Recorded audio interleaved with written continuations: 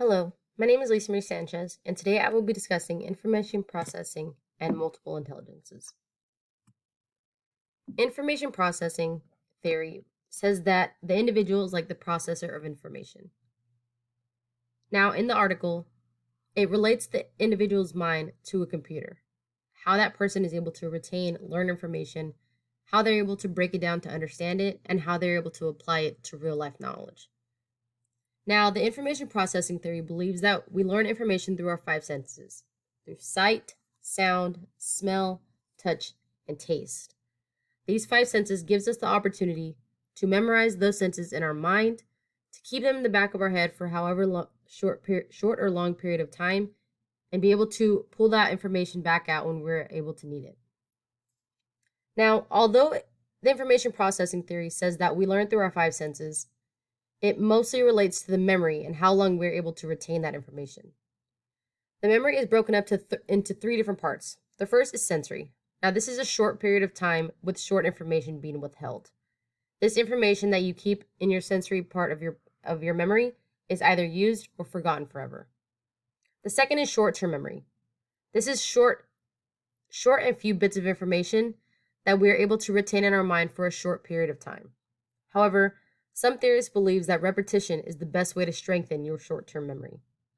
The final is long-term memory. Now, this is unlimited storage space.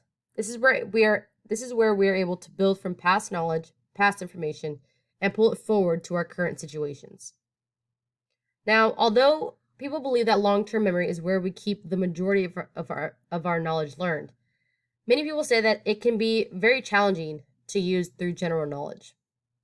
There was a video shown where this interviewer was asking individuals just basic history questions. Who was this president? Where was this president from? What is a country starting with the letter U? Many would say the USA almost on an instant. However, many of the people in this interview were having a much difficult time.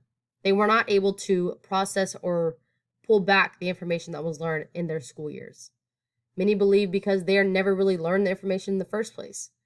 There is a big difference between memorization and fully understanding a topic or unit. Now, there are some basic assumptions about the information processing theory. The first is how the human mind works, how it changes its information, how it stores its information, how it uses that information to produce an outcome. Many believe that individuals are much alike when it comes to these assumptions. However, the research shows that individuals are very different in how they learn, obtain, and use this knowledge in whatever situation or problem that they are in. Now, the information processing theory believes that attention is the most important thing to strengthen our memory and to strengthen our knowledge. Theorists believe that there is such thing as called selective attention. This is what pulls our attention to one thing rather than the other. A certain topic we might prefer over one another. A sport that we want to learn rather than learning the other sport. Our attention span and how we are able to select our attention on one thing is what's going to strengthen or weaken our memory. Now, the information processing theory is broken up into three different systems: input, storage, and output. How we are able to intake that knowledge, how we are able to intake that lesson or information being learned. How are we able to store it? Is it going in our sensory memory, short-term memory, long-term memory? And how we're able to output that and use it in current information. Everybody is much different in how they learn and retain information. Some people are visual learners. Some people are auditory learners. Some people would rather have a book read to them or perhaps read it out loud themselves. Being able to understand each student is vital in that student's success. I'm now going to move on to the theory of multiple intelligences. This theory relates to the informational processing theory. That theory taught us how we learn, how we're able to retain information, and how the mind works when it comes to using past or recent knowledge. The theory of multiple intelligences goes more into depth of how each individual learns best. Howard Gardner was the one who believed that the theory of multiple intelligences, and the way that students learn best was by hands-on involvement. That humans have much different strengths and weaknesses than many people realize. There are many different types of learners, and there are many different methods that are presented to students by a teacher that keeps them more interested in learning the topic. He also believes that too many subjects make it difficult for students to be able to understand and retain that information. He believes that going into the core of what the lesson should be about, the most important aspects or the most important topics, is what the educators should be teaching. What do we really want students to understand? What do we really want them to walk away with after this lesson? We want them to be able to use this information in their adult life. No matter what occupation they may choose, we want to make sure that what they are learning in the classroom is valuable and obtainable. Now, there are believed to be 8 multiple intelligences. The first is linguistic. This is the reading, writing, hearing, speaking, discussion, and debating type of students. These are the students who do better vocally. They're able to outpour their emotions, their thoughts, their doubts. These are the students who do best by a one-on-one or group contact. They're able to speak their minds freely and be able to get what they need to say out. The second is logical. These are the students who like to think mentally about things, whether through math, through experimenting, through logic, through questioning. These are the students who like to work out the numbers and find the patterns. What is the strategy? What is our goal? These students want to find an answer, and they will do it by thinking logically and correctly. The third is spatial. These are the students who like to express themselves.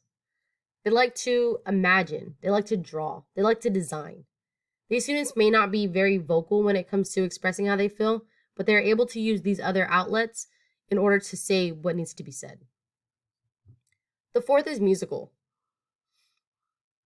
These are students who are very good at the music side of things. They express themselves through singing, through listening to music, perhaps playing an instrument, remembering melodies. These students are very bright when it comes to the extracurricular activities, which leads me to number 5, bodily kinesthetics. These are the athletic types, the dancing types, the creative types. These students may struggle in the classroom when it comes to reading, writing, science, or math, but they are able to express themselves visually, orally, descriptively. They're able to use these different outlets, these different extracurriculars to express themselves and to gain knowledge.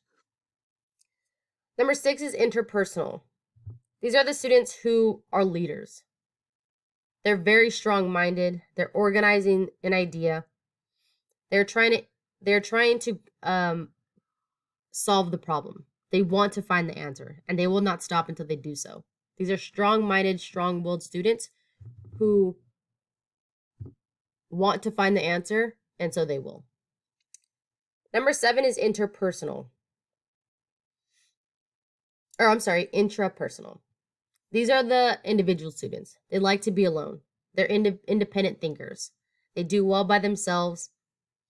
They set goals for themselves. They pursue interests outside of their norm, and they reflect on their strengths and their weaknesses.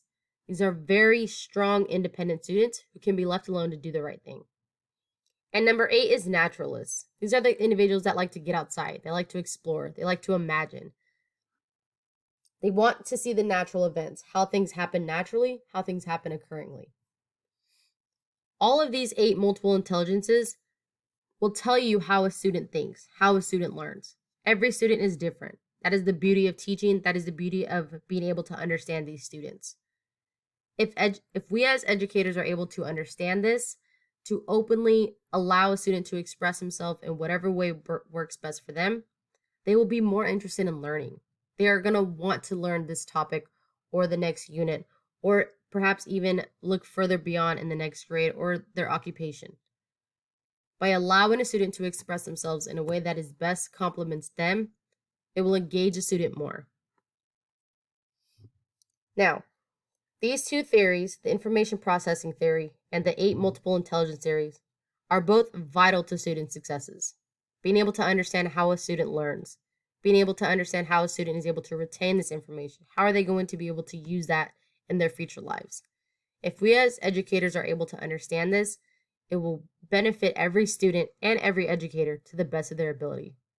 The teacher will be giving the best possible education to a student that they can offer, and the student will be thriving and more interested in their own education.